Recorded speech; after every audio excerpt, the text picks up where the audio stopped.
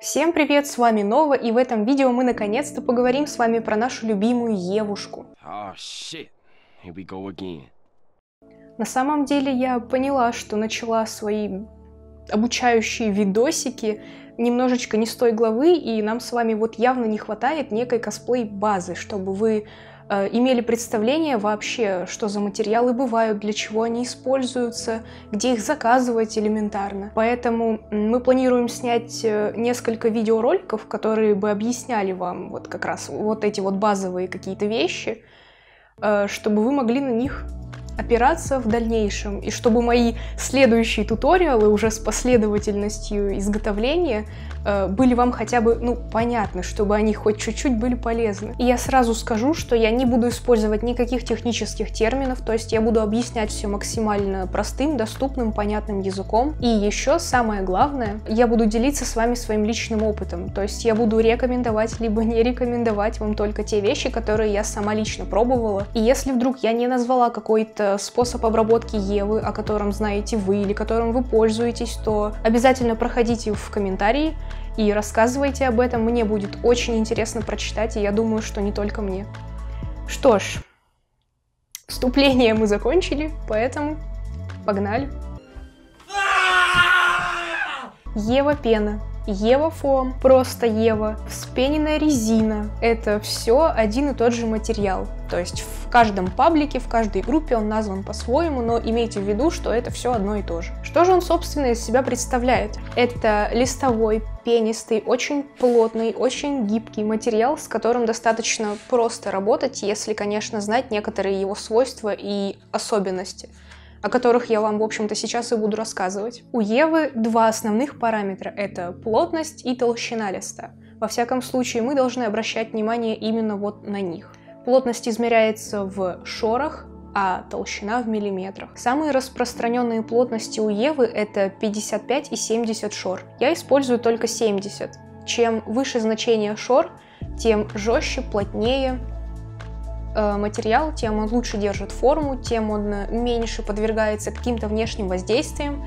И, соответственно, чем ниже значение шор, тем материал мягче, пластичнее, легче, тем проще он поддается внешним воздействиям, тем хуже он держит свою форму. По толщине наша Ева разбросана от 1 до 10 мм. Средние значения 3-5 мм. Подходят, например, для доспехов, для масок, брони, каких-то крафтовых деталей вашего костюма. 1-2 мм отлично смотрятся в каких-то тонких окантовках, то есть в декоре. Если, например, на вашем доспехе есть аккуратные рельефы, еще что-нибудь. Также они отлично подходят для уплотнения каких-то тканевых изделий, то есть вместо той же самой воротничковой ткани просто отлично 1 или 2 мм. Евы. 6-10 мм подходят для чего-то, что в перспективе должно быть у вас в руках.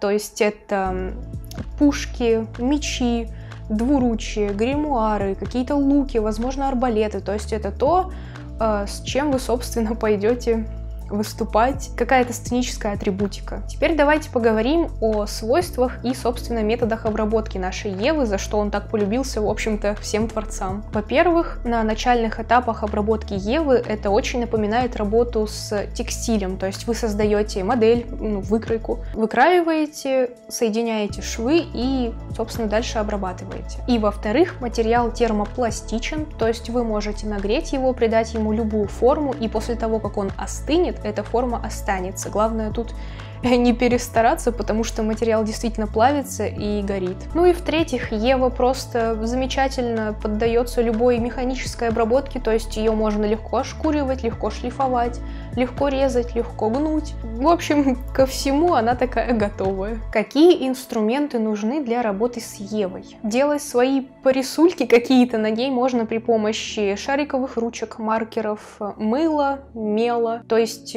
грубо говоря, все, что рисует на тряпках, рисует и на Еве. Разрезать Еву можно обычным канцелярским ножичком. Если ваша Ева до 5 мм, то можно использовать ножницы либо макетник, но имейте в виду, что Ева очень сильно тупит любые лезвия, поэтому, проще взять просто канцелярский ножик и менять лезвие в нем. Да, и еще я настоятельно рекомендую вам приобрести вот такой вот коврик для резки чего бы то ни было, либо купить какое-нибудь толстое оргстекло, потому что Иначе через некоторое время все ваши горизонтальные поверхности в доме превратятся в лофт. Нагревать Еву нужно строительным феном. Обычный не сработает, кипяток тоже не сработает. Горелка либо открытый огонь сработают, скорее всего, да, но боюсь, что вместе с Евой нагреетесь вы и ваш дом, и вообще все вокруг. Так что не рекомендую. Склеивать Еву можно клеевым пистолетом, то есть горячим клеем, либо 88-м. Мне лично привычнее горячий клей, но 88-й имеет просто колоссальное преимущество – это термостойкость. После того, как вы склеили несколько деталей, и вам необходимо эти детали как-то нагреть и сформовать, 88-й клей, он не разойдется, и ваша деталь останется склеенной. Чего, собственно, нельзя сказать про термоклей. Можно купить специальный клей для Евы в том же магазине, где вы брали и рулоны, но я никогда так не делала, потому что не вижу в этом смысла. Это, элементарно очень дорого. То есть вот такую тубу 88-го клея можно найти без проблем в пределах 200 рублей. Клеевые стержни для пистолета стоят 16 рублей. У меня в городе можно найти вот такого вот убийцу за 20 рублей и обклеить им просто всю квартиру, всего себя и всех своих друзей. Так что смотрите, конечно, сами. Космофен, который сейчас у всех на слуху, я тоже не рекомендую использовать. Да, он может склеить Еву до 5 мм, но он, опять же, дорогой, ужасно вонючий, сильно течет, и это далеко не самый надежный клей, который я знаю, поэтому не стоит. Такие клеи, как Титан или Атлант, в перспективе могут склеить вашу Еву, да, но время высыхания очень долгое, и это не очень имеет смысл, когда есть тот же самый 88-й клей. Гелевые клеи.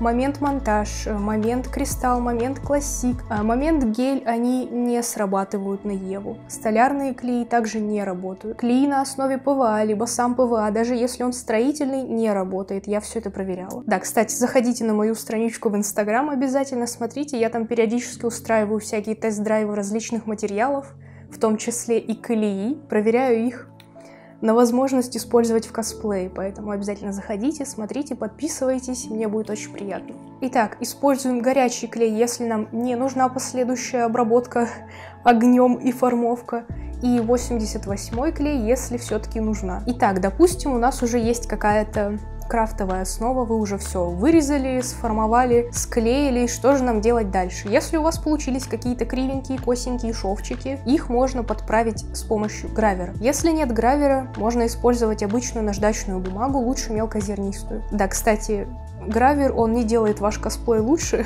он просто сокращает вам время работы. И все.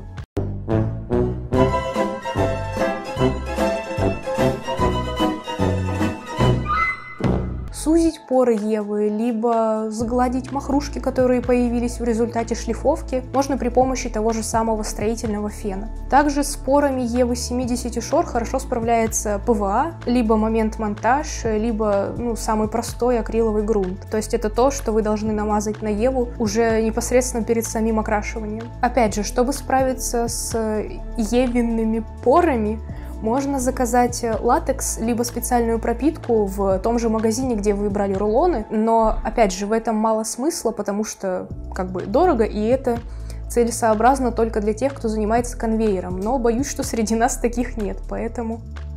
Если в процессе работы на вашей Еве появились какие-то дефекты, неровности, еще что-нибудь, или знаете, когда Еву перегреешь, на ней появляются такие подлые бугорочки, их можно замазать моментом монтажом, либо акриловой универсальной шпатлевкой. Что касается окрашивания. Окрашиваю Еву я всегда только акриловыми красками. В принципе, я все окрашиваю акриловыми красками. Неважно, в баллончиках, в тюбиках, в баночках, всегда только акриловые краски. Но я боюсь, что если я сейчас начну затирать про окрашивание, то меня унесет, поэтому давайте тему окрашивания и лакировки мы оставим с вами на другой видеоролик. И подобрались мы с вами к самому интересному и к самому, наверное, важному. Это вопрос цены и где, собственно, можно эту Еву достать. Ценовой диапазон варьируется в пределах 500-700 рублей за один рулон 3 мм 70 шор. То есть, в принципе, это не так уж и дорого. И где же эту Еву, собственно, можно-то купить? Она продается в магазинах, связанных с косплеем, с крафтом, с каким-то рукоделием, творчеством. Даже в ремонтных отделках иногда продаются какие-то кусочки Евы. Ну, вообще, самый верный способ купить Еву — это обратиться ко мне, либо к Саше, либо в наш паблик. Мы этим занимаемся. У нас достаточно дешевые поставки. Можно получить в любое время бесплатную консультацию, то есть вы можете написать мне, либо самому Александру. Мы ответим в любое время дня и ночи. И я думаю, что вы останетесь полностью удовлетворены. Yeah, baby.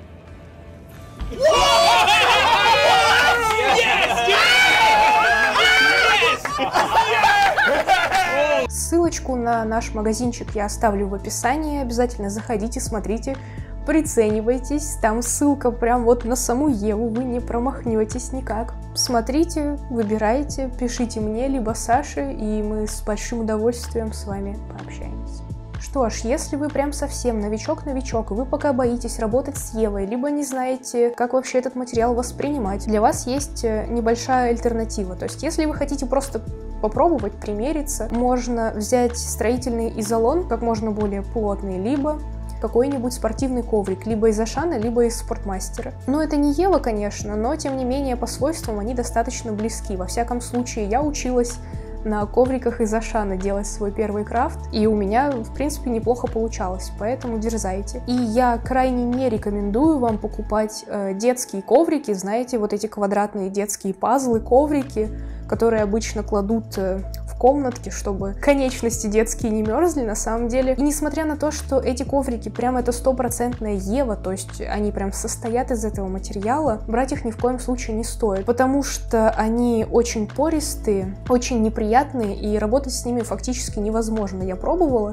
Если вам интересно посмотреть на мои впечатления, можете зайти опять же в мой паблик ВКонтакте. Там есть целый пост, где я просто громлю эти ковры, и я ссылочку опять же оставлю в описании. Поэтому имейте в виду, такие пазлы лучше ни в коем случае не брать. Лучше возьмите изолон, это будет и дешевле, и проще, и больше нервных клеток вы себе, скажем так, спасете. Что ж, думаю, я сказала все, что хотела сказать, поэтому видео подходит к концу. Если у вас есть какие-то свои истории, либо есть чем дополнить то, что я рассказывала, обязательно пишите это в комментариях, делитесь своим опытом, рассказывайте, как происходила ваша первая встреча с Евой, получилось ли у вас что-нибудь из нее смастерить этакое. Мне будет очень интересно с вами познакомиться. Ставьте лайки, подписывайтесь на канал, вступайте в паблик ВКонтакте, заходите в Инстаграмчик, делайте все, что хотите. Надеюсь, видео вам было полезным. Удачи вам, мои дорогие, пока-пока.